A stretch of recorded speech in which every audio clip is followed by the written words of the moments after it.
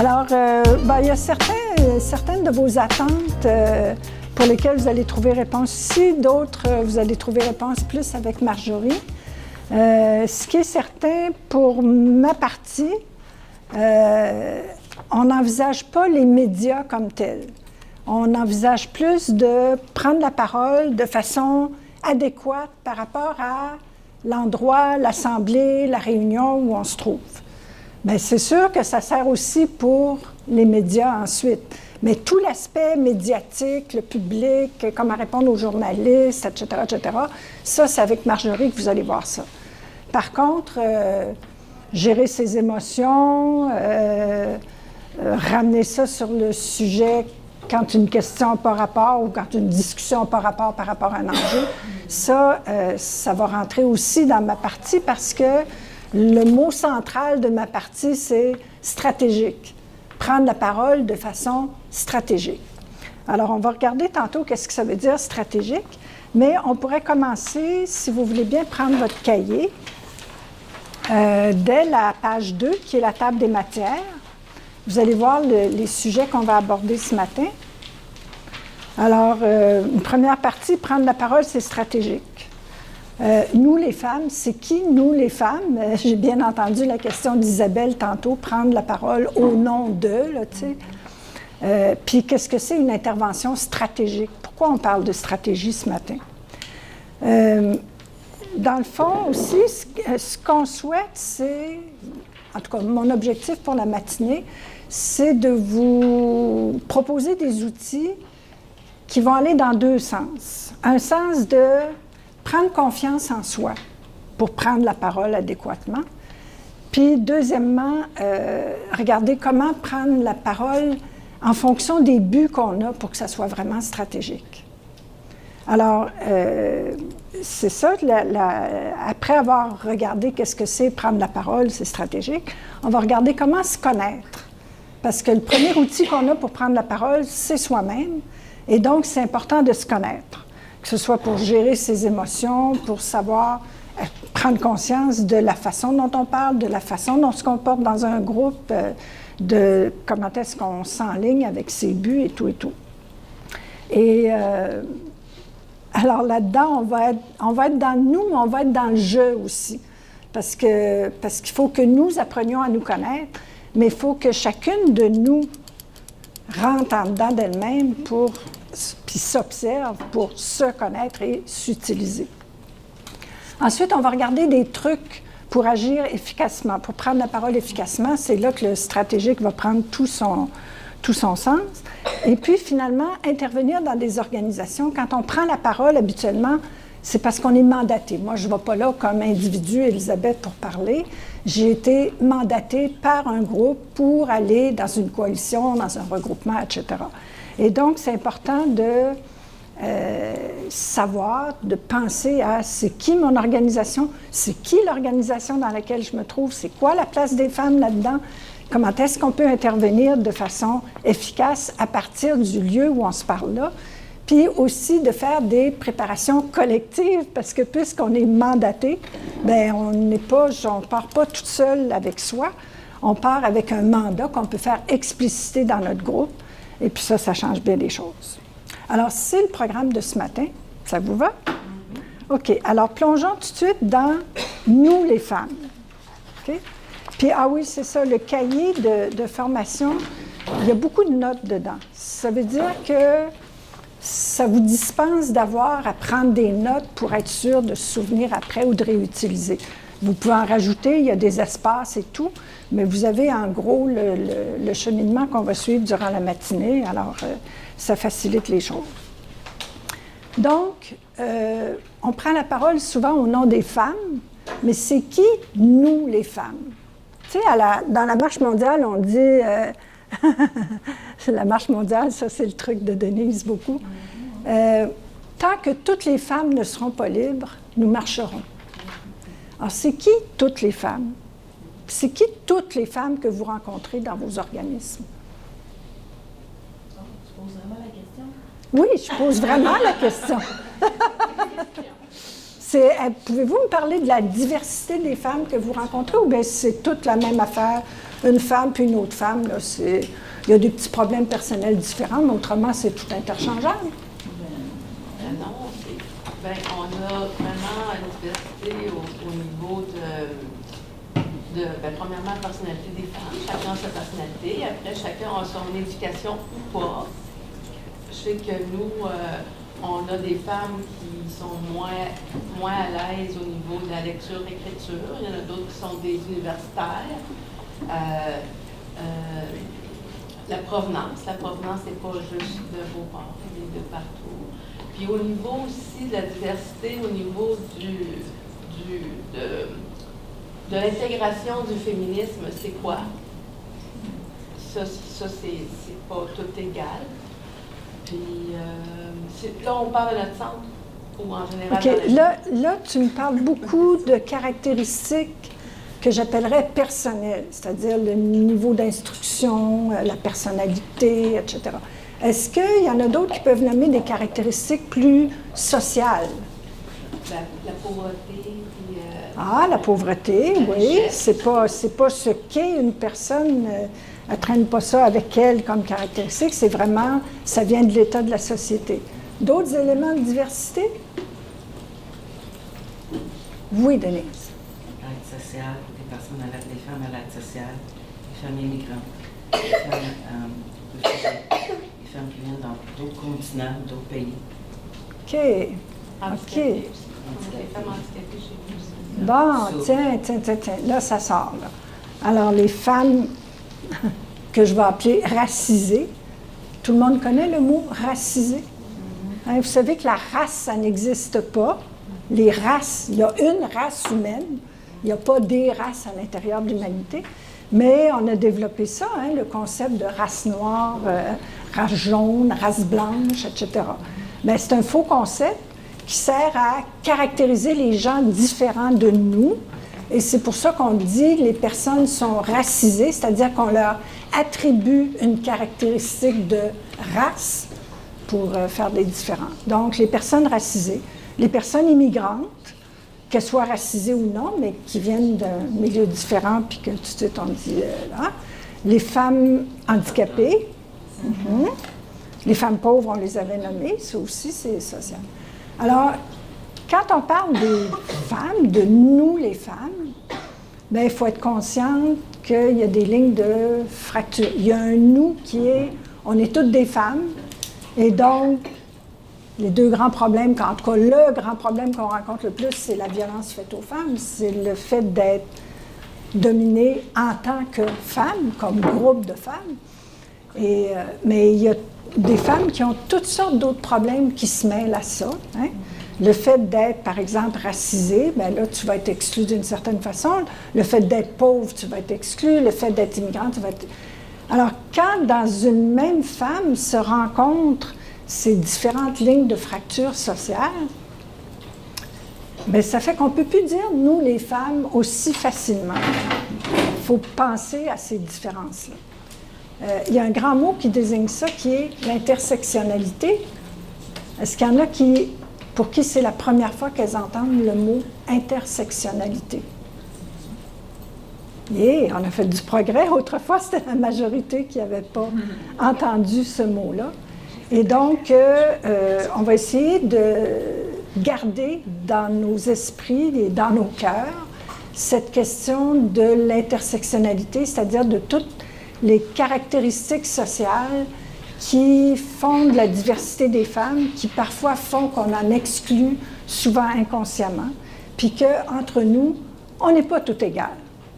Alors, c'est pas juste qu'on n'est pas égal par rapport aux hommes, c'est qu'entre nous, on n'est pas égal non plus. Et donc, on va avoir le souci de s'occuper des moins égales que d'autres. C'est bon? OK. Maintenant, prendre la parole, c'est stratégique. Qu'est-ce que c'est une stratégie, selon vous? Et oh, boboy! Un plan de match. Un plan de match, c'est bon. C'est bon, c'est bon. Des étapes pour atteindre l'objectif. Des étapes pour atteindre l'objectif, c'est parfait. Bon, on est tous d'accord avec ça, OK. Alors, il y a, quand on parle d'atteindre un objectif, puis quand on est dans des réunions, OK, on s'aperçoit qu'on n'a pas tous le même objectif. Alors, quand on prend la parole, habituellement, c'est pour faire en sorte que ça soit l'objectif avec lequel on est arrivé qui prenne le dessus, qui oriente les actions du groupe. Comment ça s'appelle, ça? La La négociation. oui. L'influence, oui. Réussir à passer son message? Mais c'est quoi le gros méchant mot que les femmes n'aiment pas? Non. Pouvoir. Le pouvoir. Ça peut être le leadership, mais c'est le pouvoir. Hein? On a de la misère avec le pouvoir. Pourquoi on a de la misère avec le pouvoir? Ben, toute notre socialisation qui dit que le pouvoir va à l'homme et que nous, quand on prend le pouvoir, on est plus femmes hystériques et toutes les discriminations qui en suivent. Ah, ah, ah. Puis c'est quoi notre expérience du pouvoir? Oui? C'est de vivre l'oppression. C'est de vivre l'oppression. Voilà. Alors, ça, là, c'est fondamental. Quand on parle du pouvoir, nous, les femmes, on voit ça comme quelque chose qui est à l'extérieur, puis qui s'exerce sur nous, qui est une contrainte, qui est quelque chose de négatif en somme. Tandis qu'il y a un groupe qui est beaucoup plus habitué au pouvoir, puis qui ne le voit pas comme une oppression, mais comme une domination. J'ai du pouvoir, hein, je peux faire ce que je veux. Alors, ce pouvoir sur autrui, c'est ça que nous, on déteste les femmes. Mais il y a un pouvoir qu'on recherche, qui est le pouvoir de faire les choses. Puis quand on va dans une réunion, dans une assemblée et tout, pourquoi, quand on a des objectifs puis qu'on veut gagner, c'est qu'on veut pouvoir faire des choses, pouvoir avancer, pouvoir lutter contre les oppressions et tout.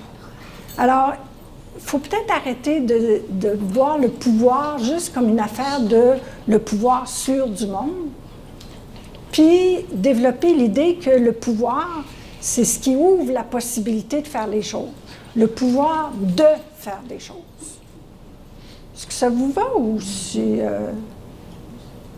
Hein? Puis on reviendra sur la question du pouvoir un petit peu plus loin en regardant nos modèles. Oui, Suzanne? Moi, j'ai aussi une autre hypothèse, c'est que oui, le pouvoir est associé à l'oppression, ça j'embarque à 100%, mais aussi c'est qu'historiquement, les femmes ont plus utilisé un pouvoir invisible ou moins affirmé, tu sais. Fait que ça aussi de passer de l'invisibilité à la place publique, où je pense qu'il peut y avoir un élément aussi qui fait que le pouvoir peut inconforter certaines. Oui, ça c'est sûr. Ça marche tout ensemble. Notre socialisation nous a appris à être des adjointes, des filles qui aident, des filles gentilles, mais pas à arriver, puis à s'imposer, puis à prendre la POC et tout. OK? Mais c'est pas nécessaire de s'imposer puis de prendre la POC pour développer du pouvoir. Puis, on va revenir tantôt avec la question des modèles parce que ça va illustrer ça. Mais effectivement, ce que tu dis, c'est très juste. Puis l'autre partie, puis ça joue beaucoup face aux médias. Tu disais sortir de l'ombre puis se mettre en avant. Puis c'est ça qui fait peur beaucoup avec les médias, là. C'est que là, on est en avant. Ou puis aller dans une réunion, on est encore un tas de monde, on est une parmi d'autres qui parlent. Alors, poser une question ou donner son avis ici, c'est pas pire. Mais aller le faire devant la caméra, devant un micro, ouf, là, ça devient plus difficile, ça nous expose beaucoup. Alors, ça rejoint la vieille dichotomie, hein, que les femmes sont dans le privé puis les hommes dans le public, là. Alors, disons-nous que l'entièreté de la Terre est à nous, dedans comme dehors, et qu'on a ça à conquérir tranquillement, avancer là-dedans, progresser. OK. Alors donc, on va passer à la section « Se connaître ». Tu sais, on disait, il faut se connaître, il faut développer sa confiance en soi, puis il faut se donner des outils. Bien là, développer sa confiance en soi, ça commence par se connaître. Vous avez une feuille qui s'appelle « Le jeu des qualités ». En petit groupe de 3 ou 4 participantes, vous échangez sur les qualités qui vous permettent de prendre la parole de façon efficace dans un groupe. Chaque femme devrait trouver 3 de ces qualités et les dire aux autres. Vous avez 15 minutes pour cet échange. Il n'y a pas besoin de secrétaire.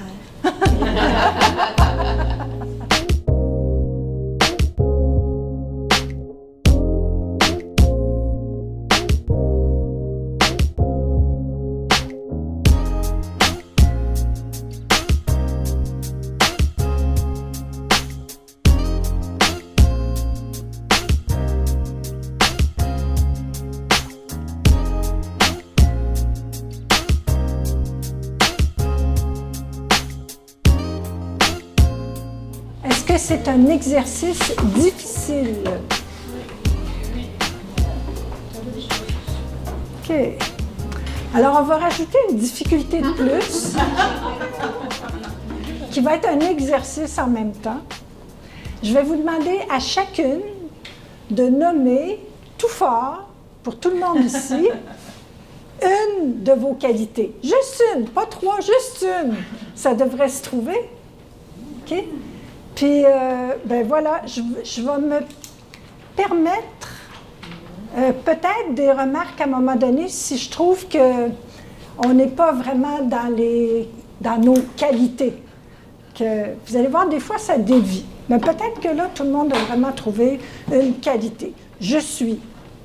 Tu sais, de préférence, une qualité, ça commence par « je suis ». Mais des fois, il s'agit juste de reformuler, mais ça nous fait découvrir des choses en même temps de reformuler. Alors, bon, n'importe qui. Je peux partir. Je suis créative. Good. Quelqu'un d'autre? Allez, voilà. Je suis spontanée. Voilà, oui. Je suis posée. Bon. Oui, mais j'ai une bonne capacité d'adaptation pour s'adapter, voir la clientèle OK. aussi à qui je m'adresse. J'ai une capacité, c'est presque une qualité, mais je suis. Es-tu capable de traduire ça en « je suis ». Je ne voulais pas nécessairement que tu changes ta qualité, Non, mais c'est. mais pour que moi, tu ça- changes ça- la façon de Oui, l'exprimer. mais c'est ça que j'ai voulu faire. Parce que dans le fond, la capacité d'adaptation, pour moi, c'est un lien avec la flexibilité. Par rapport, dans le fond, si tu es capable de t'adapter aux autres, ça demande une OK, souplesse. mais on ne mettra pas beaucoup de mots. Tu as dit, ça va mal, j'ai la capacité de m'adapter. OK? Je suis capable de m'adapter. Je suis. Tu vois, tu pouvais garder la capacité d'adaptation, mais au lieu de dire « j'ai une capacité d'adaptation », c'est loin. Je suis capable de m'adapter à différentes choses. OK? Donc, je ne voulais pas te désapproprier de tes termes à toi, mais je voulais juste que tu les ramènes plus à toi. C'est bon? Merci. Quelqu'un d'autre? Oui. Je suis organisée. Je suis organisée. C'est bon. J'aurais dû tout écrire ça. Attends un peu, on va recommencer. Non, mais c'est parce que c'est précieux, ça. Alors, créative, spontanée. Moi, je n'ai pas une bonne mémoire, mais je vais essayer de les écrire.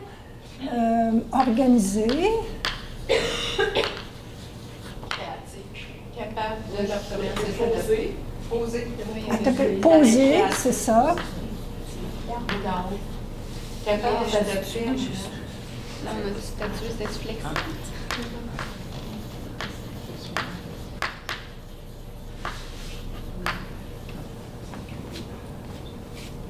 À l'écoute, je suis cette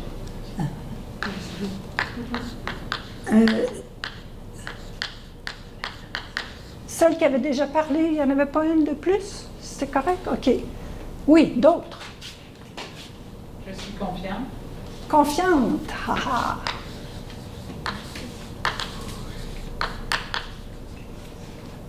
Synthétique. Je suis synthétique. Ça se dit-tu? Synthétique. Pour synthétiser, qu'est-ce qu'on a à dire, Oui. puis notre idée. Donc, ça commence par je suis. Attends un peu, j'ai oublié quelqu'un qui avait levé la main tantôt. C'était pas toi? Non, je me trompe. OK, c'est beau. Je suis empathique. Empathique.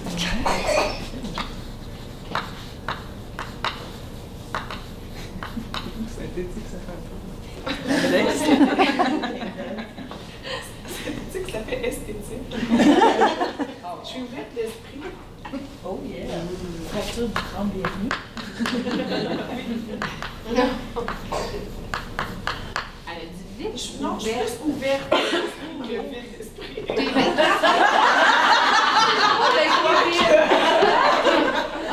C'est juste moi qui... C'est juste moi qui avais compris vite ou... Peut-être vite Je d'esprit. t'ai dit esprit, mais bon, ça dépend des moments. Bon, excusez-moi, là, j'ai pas toujours une bonne audition, puis... Ouf! Oui, d'autres? Déterminé.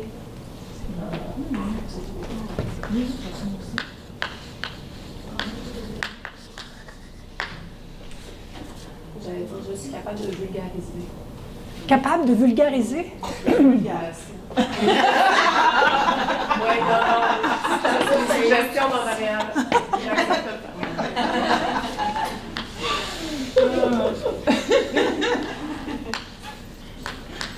C'est ça le mot. Il en manque, il en manque. Oui. Je suis rêveuse. Ah oui.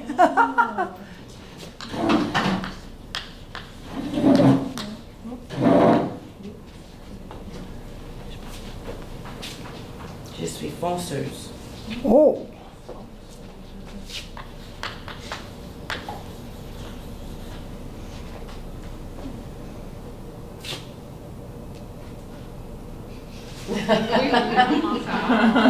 Trop tard. Je suis capable de rendre les gens à l'aise pour parler. Ouais. Attends un peu, je vais prendre une ligne complète pour ça.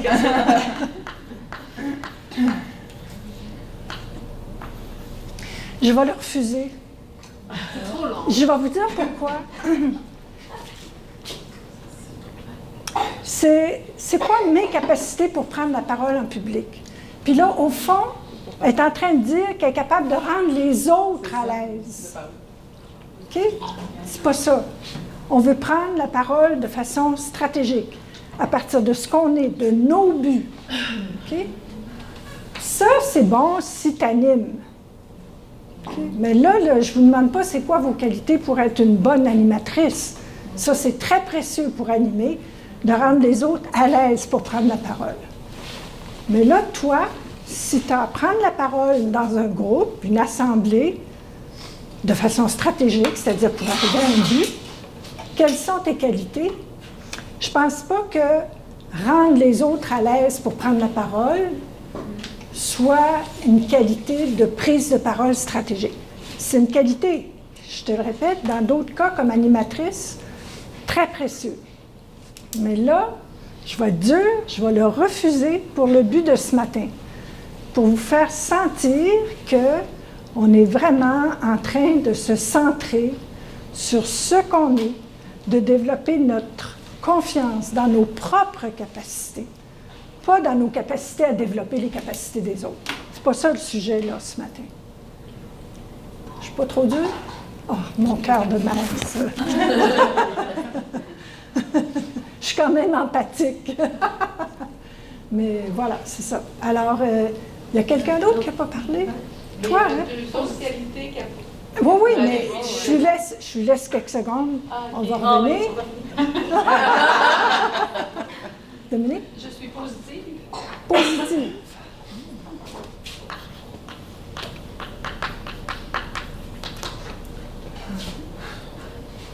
Je suis capable de faire des résumés. Oui, c'est ça. OK. Bon, on va l'exprimer comme ça parce que...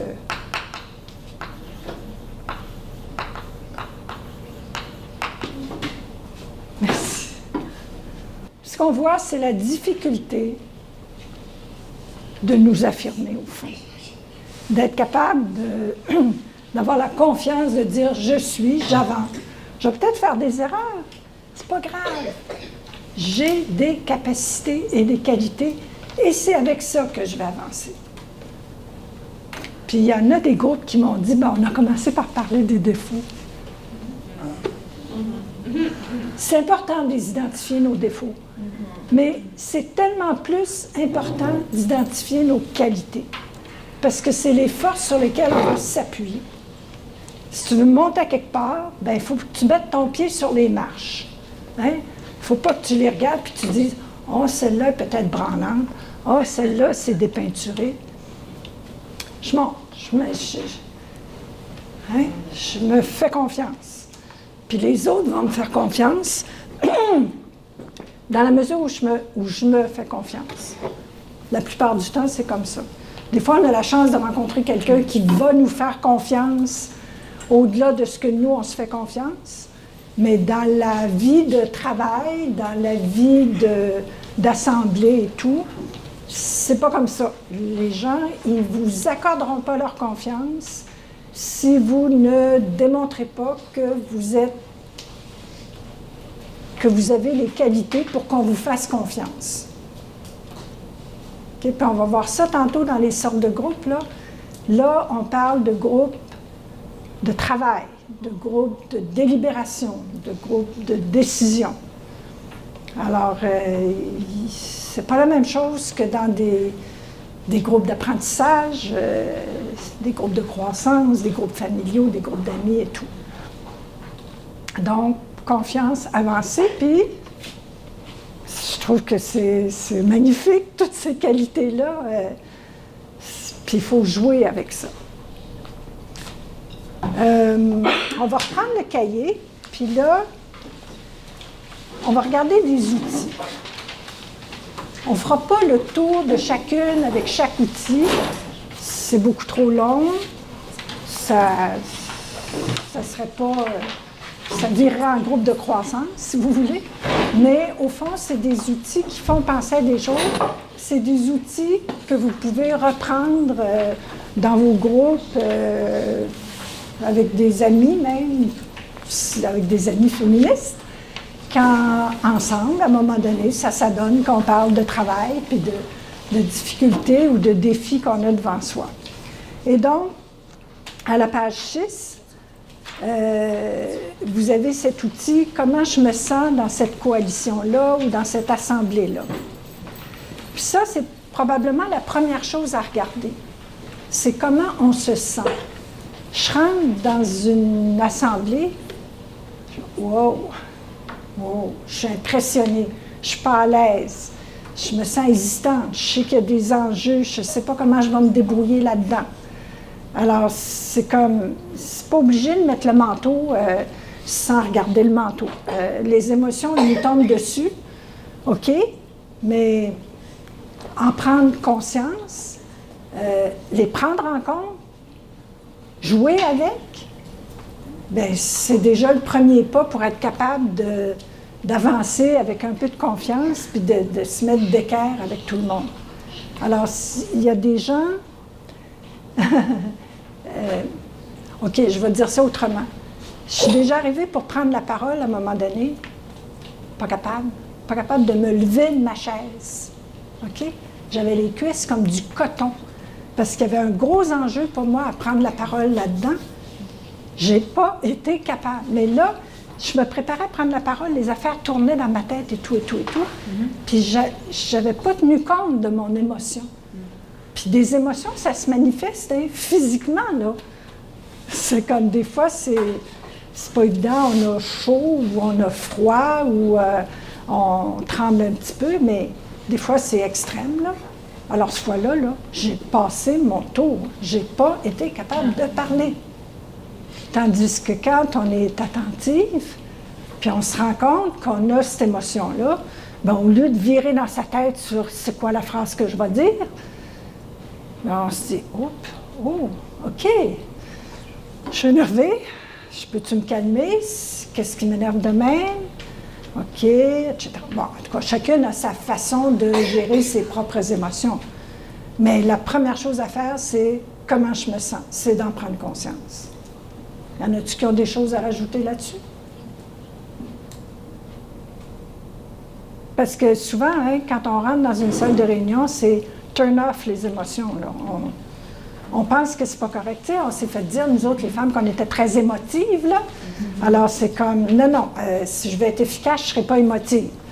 Mais oui, ne pas être émotive, mais par contre, prendre conscience de nos émotions pour pouvoir les utiliser. OK, oui? Bien, ça peut être utile, en fait, si on s'en rend compte selon la situation, mais de les nommer. Je pense qu'une fois, on a été voir François Blais, évidemment, il n'était pas là, on était une trentaine avec son attaché. Tout le monde parlait d'austérité, des coupures d'un groupe communautaire, des affaires, vraiment. Puis, c'était toutes des gens que je connais. Fait que je voyais dans leur non-verbal, dans leur façon de nommer les choses, à quel point ça les touchait ce qu'ils disaient. Mais ils faisaient attention à leur façon de le dire, tout ça. Fait qu'ils restaient, tu sais, pondérés, puis tout ça. Fait qu'à un moment donné, puis l'autre, l'attaché, il regardait ailleurs, puis il avait hâte que ça finisse, tu sais. Puis, fait que là, moi, je concluais un petit peu tout ça, puis je l'ai dit, je sais pas si vous vous rendez compte, mais tout le monde ici est vraiment en colère. Puis là, le monde, en fait, ouais! Mais, tu sais, pour quelqu'un qui ne connaît pas les gens qui parlent, ça paraissait pas tant que ça. Fait que ça peut être utile, des fois, si c'est pertinent dans la situation, de le nommer. OK. Puis cette situation-là, on est en colère de ça, on en a marre. C'est pour ça qu'on est ici, c'est pour que ça change. Puis là, on est, tu sais, des fois, ça peut être utile de l'utiliser. Absolument, absolument. Puis comme je te connais un petit peu, je vais me permettre de dire ceci. La colère, toi, tu la ressentais là-dedans. Oui. Je sais que tu es une fille qui, puis tu le dis souvent, là, ça te met en colère, ce genre de choses-là. Alors, quand on identifie une émotion en dedans de nous, là, OK, souvent, il y en a beaucoup d'autres qui ont cette émotion-là. Et de la nommer et de la remettre au groupe et d'en faire un outil plutôt que que de mettre le couvercle sur la marmite, ça permet de nommer les vraies affaires qui se passent. Voilà. Alors, ensuite, il faut juger qu'est-ce qui est approprié, la façon appropriée de le dire, le ton, etc. Mais la prise de conscience de l'émotion, la capacité de la nommer et de l'utiliser, c'est extrêmement efficace. Extrêmement efficace. Puis là, là-dedans, je pensais plus aux émotions que nous, on ressent individuellement, mais c'est vrai qu'il y a des émotions collectives aussi. C'est-à-dire qu'il y a des émotions qui sont vécues par plusieurs personnes dans un groupe, ce qui fait que ça colore le groupe. Et les nommer dans ce temps-là, c'est extrêmement à point. Merci. Ensuite, qu'est-ce que c'est mes buts quand j'arrive dans une réunion, quand je participe à une coalition ou quelque chose? Alors ça, c'est important. Si on veut être stratégique, il faut avoir des buts. Quand on arrive dans une réunion, qu'on est juste en attente, qu'on ne sait pas trop ce qui va se passer, bien, il se passe des choses, puis on n'est juste pas là, ou on n'a juste pas de prise pour prendre la parole. Mais si on s'est donné des buts d'avance, alors là, ça nous donne un critère pour se situer par rapport à ce qui se passe. Puis ça nous donne une confiance aussi, parce qu'on n'est pas obligé d'intervenir par rapport à tout. On va intervenir par rapport au but qu'on s'est donné. Ça nous fait un point de repère. Alors, c'est comme tu t'en vas sur une route, puis au lieu de juste regarder comme ça, tu sais que tu veux t'en aller à, je ne sais pas moi, à Saint-Fabien-sur-Mer, bien, ça te donne une idée des panneaux de circulation auxquels tu vas t'attacher, puis oui, tu vas pouvoir regarder les vaches dans le pré, mais ça va passer. Mais quand il y a des panneaux de circulation, des panneaux d'indication de route, là, tu vas mettre ton attention là-dessus, puis tu vas te préparer à agir en fonction de ce qu'il va y avoir sur les panneaux. Je trouve ça intéressant ce que tu dis, mais je trouve pas ça toujours facile. Mettons, en gestion participative, on est beaucoup dans bon, il y a une rencontre, il y a des objectifs à la rencontre. Puis effectivement, ça fait en sorte que quand on se présente à une rencontre, on n'a pas, peut-être pas d'objectif fixé, de but personnel ou quoi. Puis on se dit qu'on va y aller aussi avec le feeling du groupe et tout. Mais peut-être que ça peut être quand même conciliable les deux, la gestion participative et aussi d'avoir des buts, de se fixer des buts comme personnels lors de la rencontre. Est-ce que les buts doivent être personnels? Quand on Ben, avec un but, si tu y vas, je donnais justement l'exemple à ma collègue, je veux dire, on va se positionner, moi je suis dans Charleroi, on va se positionner au niveau du G7. Fait que j'ai dit, moi, pour aller manifester, je veux être certaine qu'on ait des buts, des objectifs et un message clair. Parce qu'on va écouter des porte-paroles, c'est pas nécessairement personnel. Moi, personnellement, j'ai plein de choses à dire aussi. Mais je veux dire, peut-être qu'en gestion participative, la galère même, on peut quand même s'entendre, avoir un but qui serait commun. Je sais pas,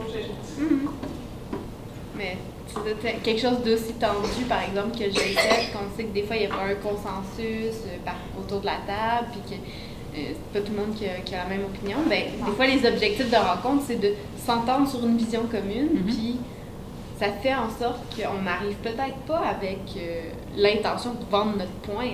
On est plus en ben, mode... mon but est ça. Je dirais, il tendrait dans la gestion participative, oui, il tendrait lui faire part de mon opinion, mais d'y aller justement, de trouver une entente commune qui pourrait peut-être convenir.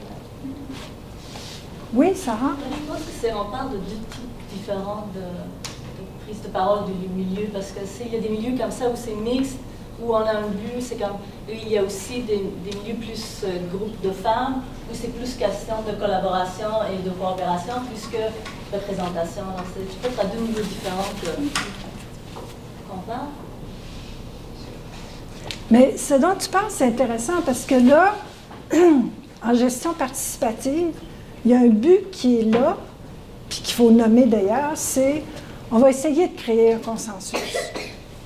Okay? Ça, c'est un but à avoir clairement en tête. Parce que des fois, on se contente d'être mal à l'aise qu'il y a des oppositions, mais sans avoir conscientisé que on veut arriver à un consensus. Que arriver à un consensus, ça veut dire que tout le monde va travailler pour apporter des choses, lâcher un petit bout, donner un autre aspect des choses et tout. Alors, mais quand tu le conscientises comme un but, ça te permet de te situer aussi par rapport aux oppositions, par rapport... À un moment donné, tu vas être capable de dire « Oh, là, on est en train de s'ostiner puis de s'opposer au lieu de chercher une solution commune. » Okay? Aussi, en gestion participative, ça sous-entend, ça présuppose qu'on a des buts communs. Alors là, effectivement, comme disait Sarah, ça ne recoupe peut-être pas nécessairement la définition groupe de femmes, groupe mixte, mais la gestion participative, c'est qu'il y a des buts communs. Si ça tourne, qu'il y a des grosses ostinations et tout, c'est comme, est-ce qu'on est dans la gestion participative? Est-ce qu'on se donne l'illusion d'être dans la gestion participative? Parce qu'en principe, on est en gestion participative, mais qu'on a perdu ça de vue. Puis est-ce que c'est réaliste de prétendre faire de la gestion participative quand on sait pertinemment qu'il n'y a pas de but commun entre toutes les personnes qui sont là ou entre tous les organismes qui sont là? Tu sais, il faut situer ces affaires-là. Puis tantôt, on va parler de connaître son organisme. C'est ça aussi. Les buts qu'on se fixe, ça va être en fonction de l'environnement et tout. C'est très juste aussi de dire, c'est pas toujours des buts personnels, ça peut être des buts collectifs. Puis des fois, les deux peuvent se mêler. Je ne sais pas, moi, si j'ai été mandatée à quelque part pour réussir à me faire élire sur tel comité ou tel conseil, bien là, il y a un but qui est comme personnel et collectif à la fois. Alors, ça dépend toujours, là. Mais c'est sûr que pour nous ici, ça va être plus les buts collectifs que les buts individuels. Mais je peux aussi avoir un but individuel je suis généralement silencieuse dans ce groupe-là. Aujourd'hui, mon objectif personnel, ça va être de m'exprimer sur tel sujet. Mon but, c'est sûr, mon but collectif, ça va être sur ce sujet-là, je vais apporter la position de mon groupe. Mais tu sais, c'est toutes ces affaires-là qu'il faut se nommer si on veut être stratégique. Puis, entre autres, si on veut pouvoir dire, après une rencontre, est-ce que ça a été réussi ou non? Est-ce que mon groupe a eu une bonne participation ou est-ce que j'ai eu une bonne participation? Bien, pour répondre à une question d'évaluation, il faut que préalablement, tu te sois fixé des points de repère. C'est bon?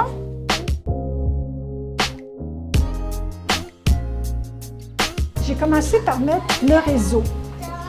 En ce sens que quand on participe à des trucs comme ça, on n'y va pas en tant qu'individu. On y va en tant que travailleuse ou membre de CO, etc., mais mandaté par un groupe. Et le fait d'être mandaté par un groupe, c'est pas une contrainte négative, c'est d'abord quelque chose qui nous porte. OK? Notre responsabilité personnelle, c'est pas d'avoir tout décidé. Quand j'ai à porter une opinion mandatée par mon groupe dans une coalition, j'ai la force de mon groupe derrière moi. Alors ça, là, c'est important, parce qu'aujourd'hui, on est beaucoup dans une période de libre expression, d'expression de soi, etc. Je ne veux pas être limitée par des dogmes ou des lignes de parti ou des obligations, des idéologies, etc. OK, il y a ça, mais ce qu'on perd de vue peut-être, c'est OK, quand je m'en vais porter la parole de mon groupe, j'ai toute la force de mon groupe derrière moi. J'ai vécu ça fortement, fortement. J'ai été 2 ans en coopération en Afrique. En Afrique, généralement, dans la plupart des pays d'Afrique, parce que l'Afrique, c'est énorme et c'est pas uniforme, mais dans la plupart des pays d'Afrique, une femme ne va pas contredire un homme. Non seulement elle ne va pas contredire son homme, son conjoint, etc., mais elle ne va pas contredire un homme non plus. Alors, dans les assemblées, si tu as hommes et femmes et jeunes, parce que là-bas, ils voient toujours les 3 groupes, hommes, femmes, jeunes, ben, les femmes, ils parleront tout simplement pas. Alors, le truc qu'on développe, c'est on tient une assemblée des femmes avant l'assemblée de tout le monde. On tient une assemblée des jeunes avant l'assemblée de tout le monde. L'assemblée des femmes mandate une femme pour parler. Et ça libère la parole. Les femmes arrivent dans le grand groupe et elles parlent au nom des femmes. Et elles peuvent dire des choses au nom des femmes sans contredire tel homme, sans que ce soit elles comme individu qui contredisent les hommes. Alors là, la force que ça donne d'être mandaté, là, ça devient clair. C'est ça qui permet de prendre la parole. Bon, ensuite, capacité personnelle. On a travaillé un petit peu là-dessus tantôt. Il y a des qualités, il y a des expériences, il y a toutes sortes de choses qu'on apporte là-dedans. Puis l'important, c'est de se dire qu'on va les découvrir en les mettant en œuvre, puis que ces capacités-là vont se développer en les mettant en œuvre. Connaissance des dossiers, compétences, on en a toutes. Hein? Par rapport au travail qu'on fait, on développe des connaissances. Souvent, on se dit « Oh, je ne suis pas capable de parler de ça. » Tu travailles en maison d'hébergement. « Oh non, moi, je ne suis pas capable d'aller donner une entrevue sur la violence conjugale. C'est parce que hein, tu en connais des bons bouts. Alors, pratique-toi avec d'autres. Et là-dessus, j'ai mis une question en bas, puis c'est pas une question innocente. Est-ce que j'aime ça parler de mon travail avec les gens? Qu'est-ce que j'en pense de mon travail? Qu'est-ce que je me dis à moi-même? C'est ça qui est la base. Là, quand on s'imagine qu'on s'en va parler devant du monde, c'est bien épeurant. Mais quand on écrit pour soi-même, ou qu'on se dit pour soi-même, ou qu'on jase avec une amie proche ou une collègue, OK, qu'est-ce que je peux dire de mon travail? Puis que là, il n'y a pas de public, mais c'est fou comme on est capable de dire une tonne de choses. Alors ça, c'est vraiment une interrogation qu'on peut se faire. Puis pourquoi je dis que la question n'est pas innocente, c'est qu'à la fin de la journée, on va se demander s'il y en a qui sont prêtes à embarquer dans la banque de porte-parole du regroupement. J'en parle pas plus que ça, Mais ça, là, c'est un point important. Okay? J'ai les compétences pour parler de certaines choses. Alors, il faudrait que je prenne conscience de mes compétences pour parler de certaines choses. Puis, il y a toutes sortes d'autres choses aussi qui peuvent être des forces, là, entre autres nos motivations. Quand tu aimes ton travail, là, bon, par exemple, il y a des femmes qui ont à peu près pas travaillé dans leur vie ou qui ont eu juste des petits jobs pas intéressantes. Puis là, bon, les enfants en 3-4 ans, placés la garderie est possible, les femmes veulent retourner au travail. Bien, moi, ça me passionne de travailler avec les femmes pour faciliter leur retour au travail, pour qu'elles ouvrent les chemins, etc. Je peux leur apporter des choses. Alors, quand on a cette motivation, cette passion-là, la parole, elle vient beaucoup plus facilement. Page suivante. Mes peurs. Les gros loups qui se promènent, qui vont nous manger les jambes en passant. Bien, il faut les regarder, il faut les nommer. Il faut les mettre devant soi. Sauf que, il ne faut pas se laisser submerger par ces peurs-là. Alors, pour chaque peur qu'on a, là, c'est important de trouver une force qu'on a pour la combattre. Puis là, j'arrive à nos modèles, la page suivante. Puis, en fait, les modèles, là, on commence à en avoir un petit peu plus. Mais les images du pouvoir qu'on a, c'est des images masculines. Tu sais, tu ouvres la télé ou tu regardes sur Internet, puis qu'est-ce que tu vois? Des complets cravates un petit peu partout. Ça fait la guerre, ça prend les grandes décisions économiques de mondialisation.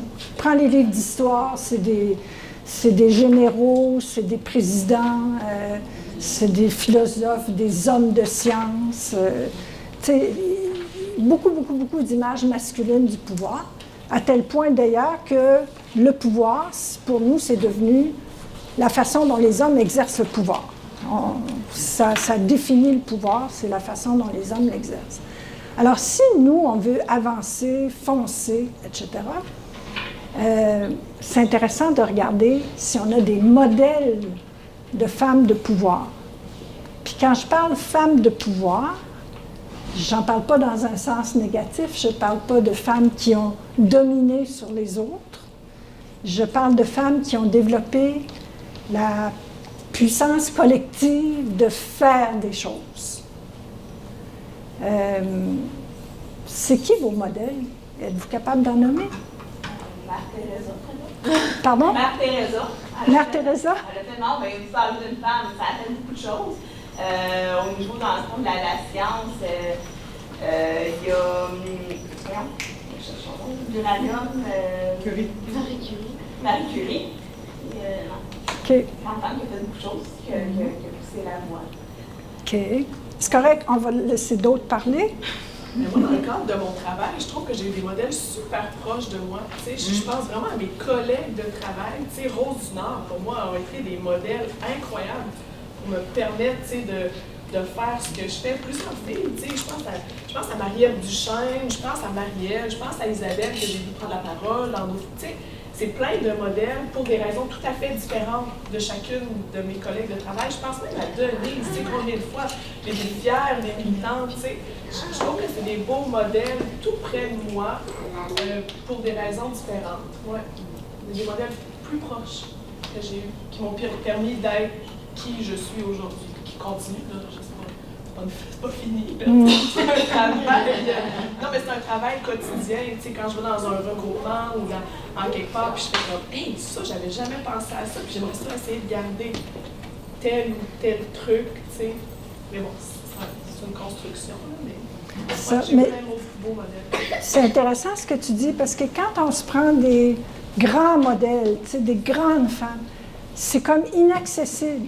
C'est une image, mais ça ne peut pas devenir une leçon, si je peux dire. C'est difficile de progresser en regardant ces modèles-là parce qu'ils nous dépassent trop. Puis ils sont généralement aussi dans des situations de vie tellement différentes des nôtres que...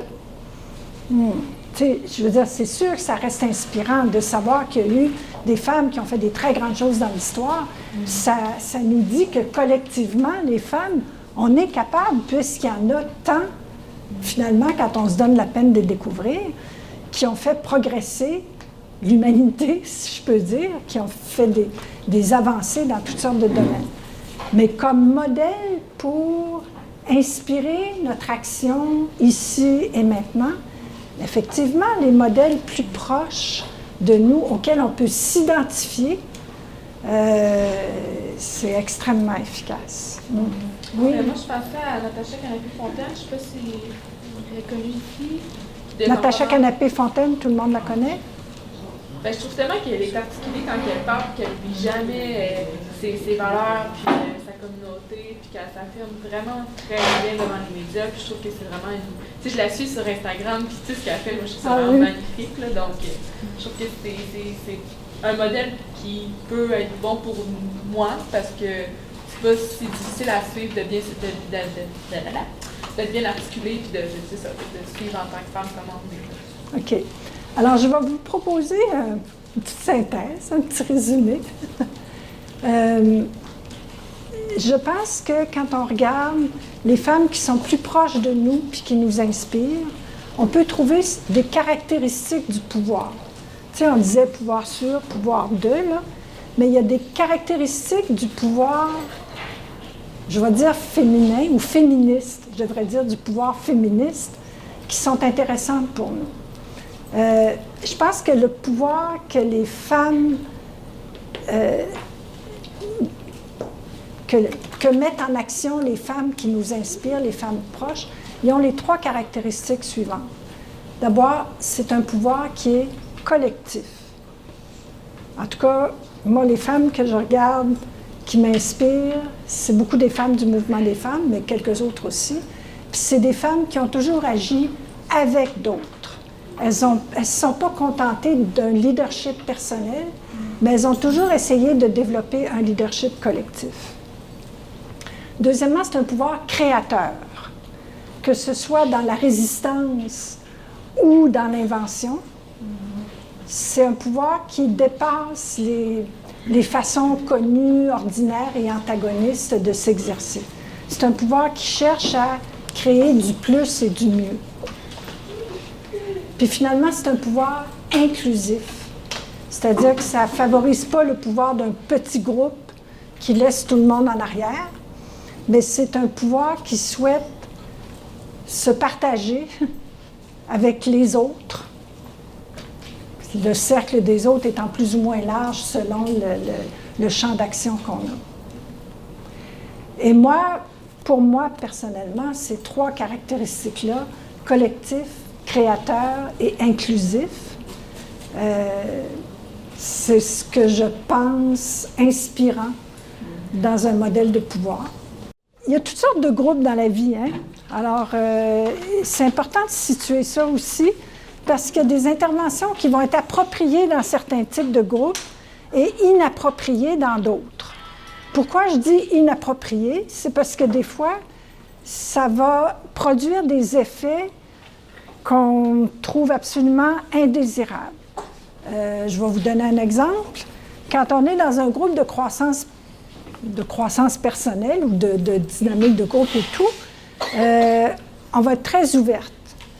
En ce moment, je me sens pas bien, il y a telle personne a dit telle chose, puis ça m'a fait tel effet, bon, etc. Mais dire ça dans un groupe de travail, là, c'est pas bon. Ça va vous rendre extrêmement vulnérable. Il y en a, surtout du côté masculin, qui vont se dire « Bon, encore des émotions de femme. » Tu sais, alors c'est comme... Ces émotions-là, vous les ressentez. On a dit tantôt que c'est important de conscientiser ces émotions, puis de les utiliser, mais ça ne veut pas dire qu'on va être dans la transparence émotive par rapport au groupe qui est là. Alors donc, il y a toutes sortes de choses comme ça pour lesquelles c'est important de se situer. Là, je vous ai nommé quelques types de groupes, tu sais, groupes de réflexion, de délibération, de croissance, d'entraide, d'expression, de tâches. C'est toutes sortes de groupes différents, puis on ne se sent pas de la même façon dans tous ces groupes-là. Puis finalement, peut-être que vous n'aimez pas ça du tout, être en groupe. Ça ne veut pas dire qu'il ne faut pas y aller, mais ça veut dire qu'il faut être conscient que vous n'aimez pas ça, être en groupe. Mais qu'on peut quand même aller dans un groupe, même si on n'aime pas ça, quand c'est nécessaire. Voilà. Puis ensuite, on a toutes sortes de façons de se sentir dans un groupe, dans un même groupe selon les moments, etc. Alors là, c'est juste des petits points de repère pour que vous puissiez penser à ça. Puis c'est pas « je suis hésitante » ou « je suis sûre de moi ». C'est comme des polarités, ça, puis on se promène dans ces polarités-là. Alors même si on a la qualité d'être confiante en soi, il y a des moments où on peut se sentir déstabilisé et tout. Alors on se promène entre des polarités comme ça. Puis voilà, c'est juste de se connaître, de le nommer, d'en prendre conscience. Ça nous rend beaucoup plus adéquate, plus présente. Ça nous permet de nous protéger. Ça nous permet de faire valoir nos forces aussi. Voilà. Puis, il y a une caractéristique dans le bas que je vous signale parce qu'elle aide beaucoup à comprendre des choses. Il y a des personnes qui sont beaucoup plus orientées vers les personnes, puis d'autres qui sont plus orientées vers les tâches. Moi, ma tendance personnelle dans un groupe, c'est « OK, qu'est-ce qu'on a à faire? Est-ce que le travail avance? » etc., etc. Bien ça, il a fallu que j'apprenne à corriger ça dans la vie, parce que la majorité des personnes avec qui je me trouve d'habitude, ils sont plus orientés vers les personnes, justement.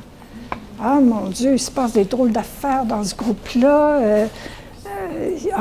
Une telle était pas bien, je la voyais, etc., etc. Alors ça, c'est comme des affaires qu'on enregistre malgré nous, là. Alors, on a toutes des polarités, on est toutes à quelque part dans cette polarité-là. Puis si on est plus dans la polarité tâche, bien, c'est important de développer la polarité personne et vice-versa. Puis il n'y en a pas une des deux qui est bonne ou pas bonne. Il y a des polarités qui sont plus ou moins adaptées à certaines situations. Puis on a toutes les capacités de développer les deux polarités. Puis ce qui croise ça aussi, c'est moi comme personne, est-ce que je suis portée à être leader ou si je suis portée à appuyer? Ça change bien les affaires. Puis, c'est pas que c'est bon ou pas bon d'être d'un bord ou de l'autre. C'est, je sais pas si je dois dire nos tendances naturelles, parce que, en tout cas, tu sais, dans la vie, tes traits caractéristiques de personnalité sont à la fois innés et acquis, là. Tu as des tendances, mais ils sont cultivés par ton milieu ou ils sont contrés par ton milieu et tout, par ton éducation, tes expériences. Mais c'est des possibilités qu'on a toutes. Puis des fois, c'est bon de prendre la POC, puis des fois, c'est mieux de soutenir la personne qui a la POC, de faire une passe. Tu sais. Mais ça, c'est de conjuguer ça avec notre mouvement instinctif, puis de se rendre compte des fois que si on est appuyeur, c'est peut-être parce que c'est facile, parce que dans le fond, être leader, ça nous met à risque. Mais ça peut être aussi parce que je me suis rendu compte, moi, dans la vie, que quand je prenais les devants, je venais stressée puis je faisais des niaiseries. Tandis que quand je suis plus en deuxième place, là, je donne le maximum de mon potentiel. Alors, vous voyez, il y a toutes sortes de raisons, si je peux dire, de se sentir d'un bord ou de l'autre ou d'être d'un bord ou de l'autre.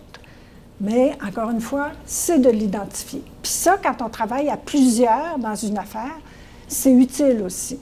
Puis quand on est plus tendance appuyeur, bien, c'est bien que notre groupe de base nous dise, là-dedans, essaye donc de prendre le leadership, là. On va t'appuyer, nous autres. Alors, tu sais, c'est de développer les capacités des deux bords. Puis ça me fait penser à ce qu'on disait avant de quitter tantôt, le pouvoir collectif, créateur, inclusif. Quand on a ça dans la tête, bien, on s'efforce de partager le pouvoir dans un groupe en permettant à tout le monde de développer des capacités.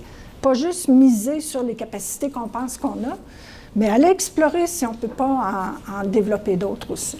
Puis finalement, bien, c'est tout le pouvoir du groupe, le pouvoir d'action du groupe qui se trouve renforcé.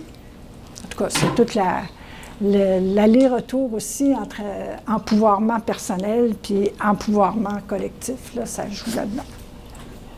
Yeah! Alors, on va passer au jeu des répliques que vous avez dans votre pochette.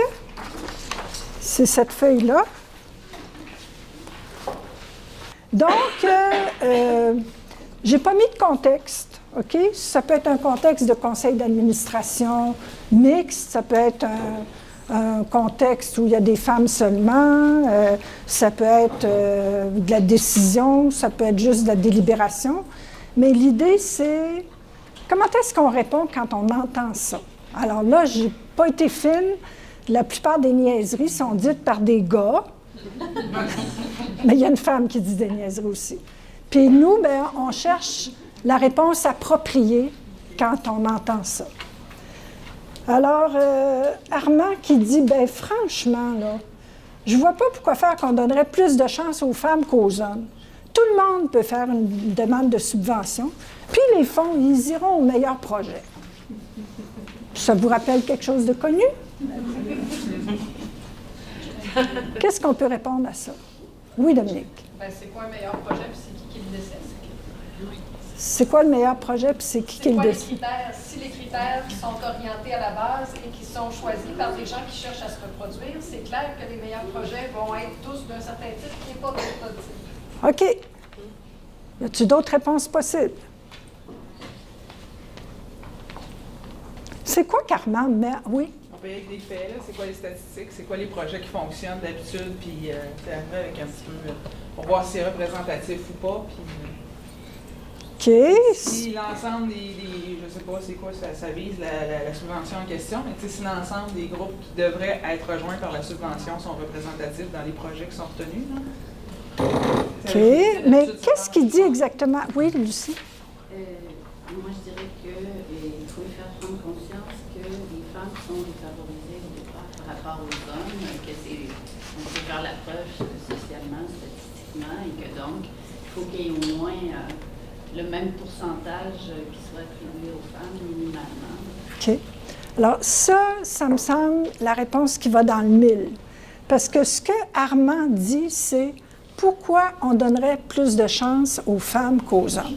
Il est en train de chialer comme pourquoi une loi sur les quotas? Pourquoi? Tu sais, chaque fois qu'on favorise, qu'on fait de la discrimination positive pour les femmes, il y a toujours du monde qui chiale, qui dit même pourquoi faire qu'on donnerait ça aux femmes? Bien, il y a une raison très simple, c'est la même partout. Puis même si on ne connaît pas les statistiques, on peut l'avancer parce que ça, vous vous rendez compte qu'on n'a pas 10 minutes pour préparer la réponse, là, ça se passe là dans la réunion. Là, ton affaire est hors contexte, on ne sait pas non plus dans quel contexte qui était amené aussi, là. Je veux dire, dans quel type de subvention il s'agissait. Oui, mais peu importe le contexte, c'est quelque chose que tu vas entendre à peu près n'importe où. L'important, c'est... C'est sûr que le contexte est important par rapport à comment je vais répondre à la personne par rapport aux arguments. OK. Mais j'ai envie de dire, ce qui est important, c'est quoi l'argument central là-dedans? Qu'est-ce que Armand dit? Armand dit, je ne veux pas qu'on favorise les femmes. Puis ça, c'est comme... C'est partout, c'est tout le temps. Alors, mais c'est à ça qu'il faut répondre. Puis c'est sûr que si ça se trouve dans un texte puis qu'on a du temps de préparation de la réunion, on peut aller sortir les statistiques et tout. Mais là, c'est un jeu de réplique, là. Vous entendez ça dans une réunion, là, sur le fly. Peu importe le type de réunion, il y a quelqu'un qui dit ça. Est-ce que peu importe le type de réunion, on peut répondre? Mais on peut répondre si on saisit bien ce qu'il y a. Si on va droit au but dans l'intervention qui est faite là. C'est dire les enjeux. Je disais cette question-là, je veux dire, si on parle d'un certain poste, en fond, peut-être que les femmes n'auront pas nécessairement plus de chance, mais si aller oui sur des critères qui sont objectifs, qui peuvent toucher autant un que l'autre. Si c'est pour une situation où est-ce que dans le fond les femmes sont dans un état de plus de vulnérabilité, sont moins capables de faire dans le fond des demandes pour elles-mêmes qui ont besoin, je veux dire, la façon de répondre va être différente. J'ai envie de dire, il y a un principe. Bon, par exemple, on ne donne pas une claque d'en face à un enfant. l'enfant a beau avoir fait n'importe quoi, il n'y a aucune raison pour donner la claque d'en face à l'enfant. Alors, tu n'es pas obligé d'aller sortir la DPJ, la Déclaration universelle de ceci, etc. C'est comme, il y a un principe, là. On ne donne pas une claque à un enfant. Bien, il y a un principe dans notre analyse féministe, c'est les femmes sont discriminées négativement actuellement, donc il faut les discriminer positivement pour leur donner des chances égales. Dis-le à la façon de Lucie ou à la façon dont je viens de le dire là. Tu n'as pas besoin de statistiques, tu n'as pas besoin de contexte ni rien. C'est comme l'analyse féministe, là, elle te montre que c'est ça que le gars dit. Le gars dit, je ne veux pas qu'on favorise les femmes. C'est basique. On le sait tout, ça. Alors là, au fond aussi, ce que je veux dire, c'est que on est toutes capables de répondre à ça. On n'a pas besoin d'être équipés avec des lectures, des références, des statistiques, des expériences, des ci, des ça. C'est notre savoir commun, puis on est forte de ça aussi. Ça va-tu? Oui? Je sais que c'est un exercice, mais ça devient, à un moment donné, c'est récurrent, c'est tout le temps, c'est dans des situations aussi où il y a des jeux de pouvoir. Et en tout cas, moi, dans la dernière année au CIUS, là, c'est pas tant ça qu'ils me disent, c'est on va donner de l'argent en violence conjugale pour les hommes victimes de violence. Et je sais quoi répondre, j'ai des statistiques, mais le jeu politique est assis. C'est ça qui va se passer, puis tu le sais. Tu comprends ce que je veux dire? C'est comme, à un moment donné, on dirait qu'on devient désabusé par ce discours populaire-là qui est faux. Tu n'as pas la vie. Souvent. Oui. Non, ça, je suis entièrement d'accord. La répétition de cet argument-là, elle devient extrêmement lassante.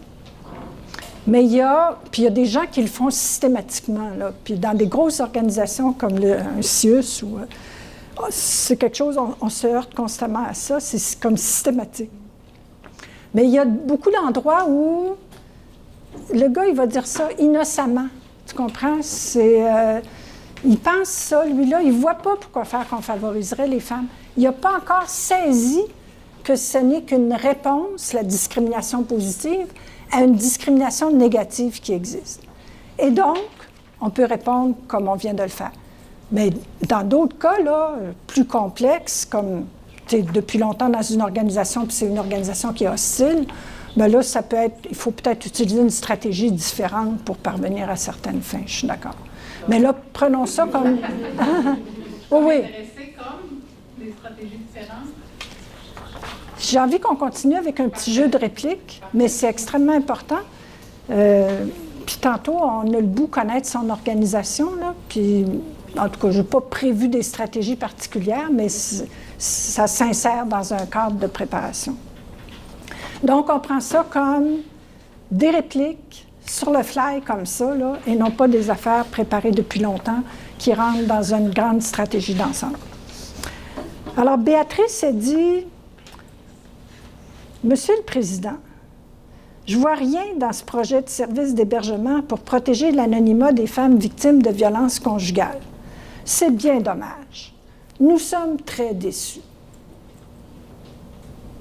OK, avant d'imaginer la réponse de Brigitte, pour imaginer ce que Brigitte peut répondre à ça, demandons-nous, est-ce que cette intervention-là est stratégique? Est-ce qu'elle fait avancer les choses? Oui ou non, pourquoi? Ça ressemble plus à une intervention qui vise à bloquer un projet qu'une intervention qui vise à corriger un projet ou à le modifier. OK. De ce que j'en comprends. Mais encore, qu'est-ce que dit Béatrice? Bien, oui, elle dénonce le fait que l'anonymat n'est pas protégé, mais moi, j'aurais aimé qu'elle propose, au lieu de dire c'est dommage, on est déçus, j'aurais préféré, bien, nous avons pensé à telle affaire ou réfléchissons ensemble pour voir comment on peut protéger l'anonymat. Moi, j'aurais mis une ouverture à la fin de son constat plutôt qu'une fin. Voilà. Alors, dans un groupe, juste dire qu'on est déçu ou qu'on n'est pas contente, ça fait... ça ne fait pas avancer. Tu sais, rester sur une émotion négative, ça... Alors, Brigitte, elle va enchaîner le plus rapidement possible pour ramasser ça. Elle va dire, par exemple, oui, effectivement, on est très déçus et on voudrait que telle chose. Alors, l'idée, c'est être stratégique. On ne reste pas juste sur l'expression d'un sentiment négatif. Ça ne permet pas de faire rebondir le groupe vers quelque chose. Puis souvent aussi, ça va nous décrédibiliser. Les gens vont dire, ah ben elle est encore négative. Puis ça arrête là. Tu sais, on est comme classé comme négative. Puis les gens vont être moins portés à faire attention à ce qu'on a à dire. Puis même nos alliés autour ne seront pas portés à aller nous chercher parce que on fait juste dire, oh mais c'est bien plate cette affaire-là. On est bien déçus. Donc, des interventions, essayer de faire rebondir l'action vers les buts qu'on s'est fixés avant la rencontre.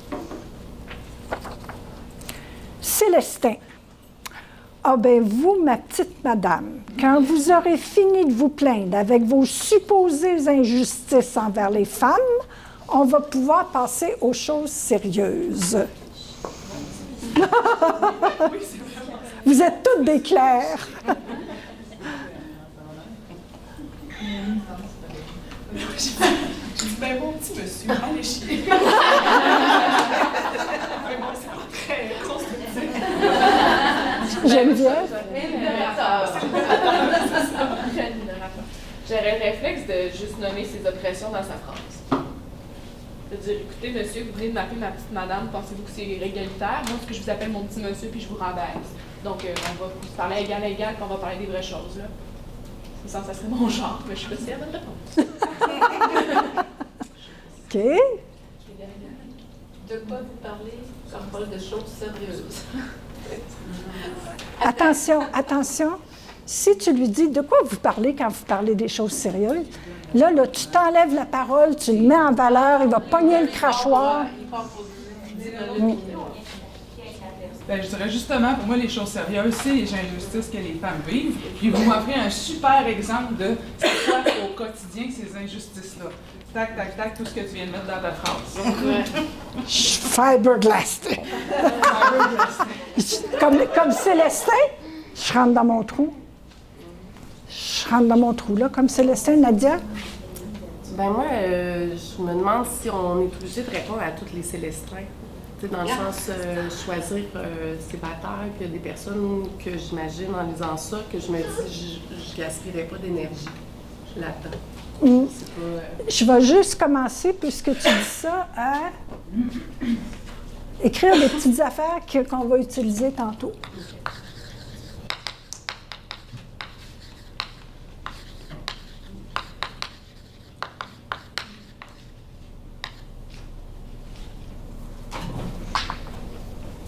OK. Les autres tours de parole, voulez-vous? On va passer à la réplique suivante. Puis, je vous rappelle on répond comme si on était Diane. On ne commence pas à expliquer ce qu'on pourrait répondre, mais on dit la réponse. Je ne sais pas si c'est vraiment une bonne idée. Hein? Peut-être qu'on devrait consulter les groupes de femmes avant de se lancer dans ce projet-là. Il y avait des tours de parole tantôt, voulez-vous les prendre ou non? Non? Ouais. Moi, je dirais que la position... Non, qu'est-ce que tu me réponds? Okay. Pas je dirais que. Réponds-moi.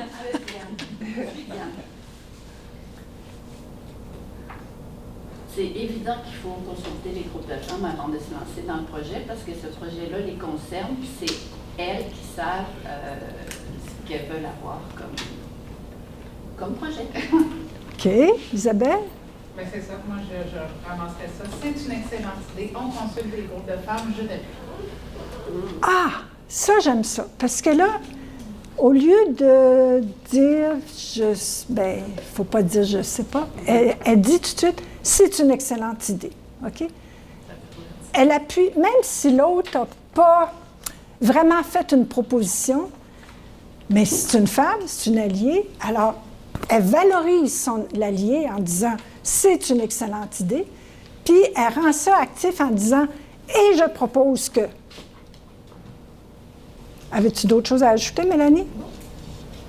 Ah, c'est beau l'accord, hein? Alors ça, c'est... Il faut faire attention pour ne pas se saboter soi-même. Je ne sais pas si mon idée est bonne. Mais regarde, tu ne nous persuaderas pas personne si toi-même tu ne sais pas si c'est une bonne idée. OK?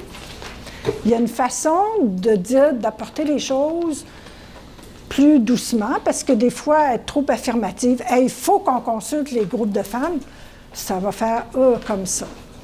Mais entre être fessé comme sur un punching bag, puis dire, ben je ne sais pas si c'est une bonne idée, mais peut-être que, il y a comme une marge, là, tu sais. Voilà, c'est ça. Puis quand vos alliés font des interventions qui sont un peu maladroites, bien, l'idée, c'est, je ne laisserai pas sentir que je trouve ça maladroit. En fait, je vais avoir le réflexe de comment je peux utiliser ça, comment je peux valoriser ça. Alors là, ça tourne en disant, ah oui, c'est une excellente idée. C'est bon? OK. Troisième partie, bien, c'était ça qu'on faisait, là, des trucs pour intervenir efficacement. Je voulais qu'on commence par le jeu des répliques, parce que ça nous montre comment on peut apprendre des trucs. Alors, la première chose que je veux dire, c'est que c'est en parlant qu'on fait des apprentissages. Et donc, à la page 11, j'ai mis quelques petits apprentissages de parleuse. Puis c'est beaucoup des apprentissages que moi j'ai faits au cours de ma vie. Mais ce que je vous suggère, c'est que pour vous-même, ou en petit groupe avec des collègues, avec une, deux autres collègues, que vous essayez de conscientiser quels sont les apprentissages que vous avez faits dans des situations de prise de parole. Et c'est ça. Alors, équilibrer l'improvisation et la super planification. Allô, Samia. Dans les réunions, tu sais, quand tu as des ordres du jour, des documents à lire et tout, bien, il faut que tu planifies, il faut que tu te prépares. Mais si tu es trop préparé, il n'y a plus de place à l'improvisation. Puis au fond, dans des réunions, à mesure que les affaires avancent, il faut que tu sois comme présente, puis que tu improvises, parce que ça ne se passe pas toujours comme on pensait que ça se passerait. Alors, c'est comme d'équilibrer les deux, puis de se dire aussi qu'une bonne préparation, ça permet des bonnes improvisations.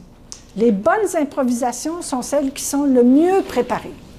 C'est-à-dire que, bien, prends des musiciens dans un jam, ils improvisent, mais leur capacité à improviser puis à s'accorder avec les autres, c'est beaucoup parce qu'avant ça, ils ont beaucoup joué, ils ont développé leur capacité et tout, puis ils ont pensé à leur jam aussi, puis à quel genre de monde serait là, etc. Alors, c'est de balancer ça, puis de voir que la planification, c'est pas le contraire de l'improvisation, mais ça soutient l'improvisation qui est nécessaire dans le déroulement de beaucoup de réunions. Valoriser les autres, on en a parlé, c'est efficace, mais aussi ça les aide à développer leur créativité. Puis la créativité, bien, c'est une qualité clé, là, comme on a écrit tantôt. Relativiser les urgences, les drames, l'importance des situations. Des fois, là, il se passe quelque chose, puis c'est comme, c'est le bout du monde, comment est-ce qu'on va s'en sortir? La fin du monde n'est pas pour ce soir. Alors, puis des fois, plus c'est urgent, plus il faut prendre notre temps. Tu sais, il y a des paradoxes comme ça dans la vie. Mais ça, c'est ça. C'est des affaires qu'on apprend dans les réunions, parce que des fois, on s'est garoché pour prendre des décisions et tout. Puis 1 mois après, 2 mois après, on se dit, mais ça ne marche pas la décision qu'on a prise là, on a fait trop vite, puis dans le fond, on aurait pu attendre telle chose. Alors, relativiser les drames, se sortir de cet état d'urgence qui nous fait dire des affaires tout croche. Et c'est pas pour dire qu'il n'y a pas des urgences. Des fois, il y a des urgences, il faut parer immédiatement. Mais voilà, il faut les relativiser aussi. Allier la passion des causes et le détachement des résultats. Alors, on est des passionnés. Mais les résultats, ça ne dépend pas toujours de nous autres. Alors, si on est trop passionné, puis que les résultats ne sont pas à la hauteur de nos attentes, mais on vit des montagnes russes épouvantables. On se dit qu'on a échoué, que tout va mal, qu'on n'y arrivera jamais, etc., etc. On se met dans une situation d'impuissance. Alors, on peut garder notre passion, puis on peut l'alimenter, notre passion, parce que c'est ça qui aussi alimente notre confiance en nous, alimente la crédibilité qu'on peut avoir vis-à-vis d'autrui, parce que les gens voient à quel point on est vraiment embarqué dans l'affaire, puis qu'on veut. Mais il faut se détacher des résultats. Il faut se détacher des résultats pour éviter, d'une part, ces déceptions dont on parlait, et d'autre part aussi, de se sentir coupable et responsable et de vouloir tout faire pour que ça marche et tout, puis de se brûler. On connaît ça, être brûlé? Voilà. Puis, apprendre à travailler avec autrui après m'être cassé le nez toute seule, on n'est pas toute seule. Même quand on est toute seule, on n'est pas toute seule, on est porté par le mandat de notre équipe, de notre groupe. Puis il faut aller le chercher, ce mandat-là, pas pour se faire dire quoi faire, mais pour arriver avec la force du groupe derrière nous. Voilà, puis il y en a une dernière que j'avais écrit, « Partager mes limites et mes craintes, ça les fait diminuer. » Alors, mes limites puis mes craintes, là, c'est comme la barre jaune au milieu de la route, OK? Je ne suis pas une conductrice très, très, très expérimentée, puis il faut que je reste de mon bord de la route, OK? Puis pour rester de mon bord de la route, bien, je regarde la ligne jaune pour être sûre de rester à droite de la ligne jaune. Mais il y a une petite loi du cerveau qui dit, ce que tu regardes, c'est là que tu t'en vas. Alors, plus tu regardes ta ligne jaune, plus tu fonces sur la ligne jaune au lieu de rester dans ta traque. Pour rester dans ta traque, regarde tout droit devant toi. Puis tu vas aller là où tu regardes. Alors, c'est la même chose. Tes craintes puis tes limites, si tu regardes, puis tu regardes, puis tu regardes, tu vas aller dedans. Si tu les partages avec quelqu'un de confiance, OK? Puis tu les travailles, que ça devient gérable. Puis là, tu peux regarder ta traque. Tu sais que la ligne jaune est là, qu'elle te dit, bien, il ne faut pas dépasser ça, là. Mais tu ne passes pas ton temps à la regarder, puis tu ne fonces pas dessus. C'est bon? OK. Alors, dans la page suivante, 12, il y a un petit aide-mémoire stratégique. Alors, c'est toutes sortes de trucs qui peuvent aider dans une réunion. Je vous propose que vous preniez 1 minute pour jeter un petit coup d'œil, puis peut-être nommer un truc ou l'autre que vous trouvez « Ah oui, ça, c'est bon, ça m'aide. » OK. Alors, s'il y en a 4-5 qui peuvent nommer un truc ou l'autre.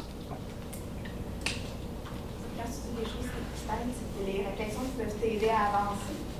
C'est ça que tu veux savoir? Quand tu dis les choses qui t'aident, c'est les réflexions là-dedans qui peuvent t'aider à avancer. Bien, une affaire que tu vois, puis tu dis « Ah oui, ça, c'est vrai, quand j'ai essayé ça, ça m'a aidé, là. »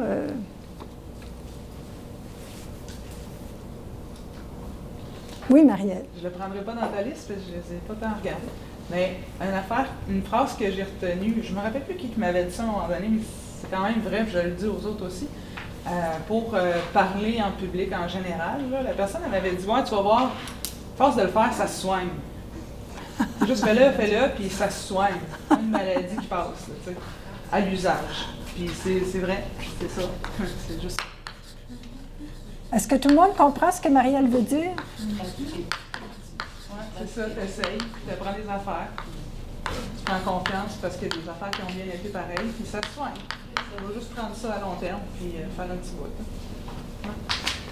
Puis en fait, souvent, c'est qu'il faut le faire pour s'apercevoir de « OK, ça produit ceci de bon, mais par contre, cela, etc. Ça dédramatise que tout le monde n'a pas vraiment de l'aisance en partant aussi. Aussi, normal, aussi, absolument. De devoir le soigner. Oui. OK. Oui. Moi, ça, je le comprends plus dans le sens où moi, je suis responsable de ce que je dis, mais je suis pas responsable de la perception des autres, de comment... Tu sais, je peux essayer de le dire de la façon la plus constructive. En tout cas, je peux essayer de bâtir mon argumentaire. Mais si l'autre personne ne prend pas l'ensemble de mon discours, ben ça ne m'appartient pas. T'sais, moi, j'ai livré mon message, mais après ça, le reste appartient aux autres. Je l'entends un peu de cette façon-là. Je suis pas sûre que j'ai bien compris. Non, c'est vraiment bien analysé. Synthétisé. C'est synthétique à côté. OK. Alors, en fait, vous pouvez les rajouter à la liste qui est là. Vous pouvez rajouter toutes sortes d'affaires, mais ça dit au fond que quand on observe les autres, d'abord, on peut voir des trucs qui marchent. On apprend en regardant agir les autres, puis on s'essaye. Comme quelqu'un a dit tantôt, c'est pas le bout, tu as le droit de te tromper, etc. Mais on peut prendre note de ça. Puis en prenant note de ça, en essayant de comprendre, puis de rattacher ça à des affaires claires, bien, ça nous permet aussi d'essayer des trucs après. Puis, parce que l'objectif, c'est de devenir plus efficace. Hein? Alors, c'est comme d'autres choses, ça se pratique, ça s'apprend. Puis quand on le note, bien, ça se développe plus parce qu'on caractérise nos apprentissages. Bon, la dernière partie, ça s'appelle « Intervenir dans nos organisations », dans des organisations, en fait. Et puis là, comment je dirais, je vais passer un peu vite parce qu'on ne peut pas travailler avec ces outils-là. Mais je vous propose des outils parce que, comme on disait au début, pour être stratégique dans des organisations, il faut les connaître, ces organisations-là. Alors là, c'est comme des petites grilles faciles puis concrètes pour analyser les organisations puis trouver c'est quoi les caractéristiques importantes pour se débrouiller là-dedans puis arriver à nos fins. Donc, un organisme, on peut le regarder à partir de ses activités, qu'est-ce qu'il fait, etc. On peut s'en aller dans le passé aussi, mais en tout cas, en gros, c'est quoi son champ d'activité, qu'est-ce qu'il fait. Puis, on peut le regarder par rapport à ses ressources, c'est-à-dire d'abord les personnes qui en font partie, les savoir-faire, les pratiques, le financement, puis par rapport à son environnement aussi, c'est-à-dire dans quel territoire il se trouve, avec quelle population il travaille, c'est quoi son encadrement juridique, c'est quoi ses alliés. Mais quand on regarde ça, là, c'est toujours à la fin de se poser la question. Puis nous, les femmes, là-dedans, est-ce qu'on est concerné en tant que femmes par les activités de cet organisme-là? Est-ce que, comme femmes, nos contributions de femmes sont visibles dans les ressources de cet organisme-là? Est-ce qu'on se reconnaît dans le portrait que l'organisme fait de son environnement, de la population desservie, du territoire, etc., etc.? Alors souvent, on regarde une organisation, mais on ne sait pas trop comment se situer comme femme par rapport à ça. Puis là, je parle, c'est sûr, là, à partir, je m'adresse à un auditoire de femmes dans des groupes de femmes, alors d'où l'importance d'avoir cette analyse-là, parce qu'on parle au nom des femmes. C'est de prendre des catégories simples, les activités, les ressources, l'environnement, regarder c'est quoi l'organisme, puis se poser la question. Puis nous, les femmes, c'est quoi notre place là-dedans? Puis on peut recommencer le même questionnement à la page suivante sur l'instance décisionnelle de cet organisme-là. Parce que ça change bien des affaires aussi. C'est quoi l'instance décisionnelle, que ce soit un COCO, un CA, peu importe? Qu'est-ce que c'est sa place dans l'organisation? C'est quoi la structure du pouvoir? C'est hiérarchique ou c'est informel? Ou c'est quoi? Qui est décideur, là? Puis au nom de quoi il décide? Puis le fonctionnement, c'est quoi le fonctionnement décisionnel là-dedans? Il y a des statuts et règlements, des règles, des procédures. Il faut s'approprier ça. Puis encore une fois, se demander, puis nous les femmes, est-ce que c'est une structure qui nous convient?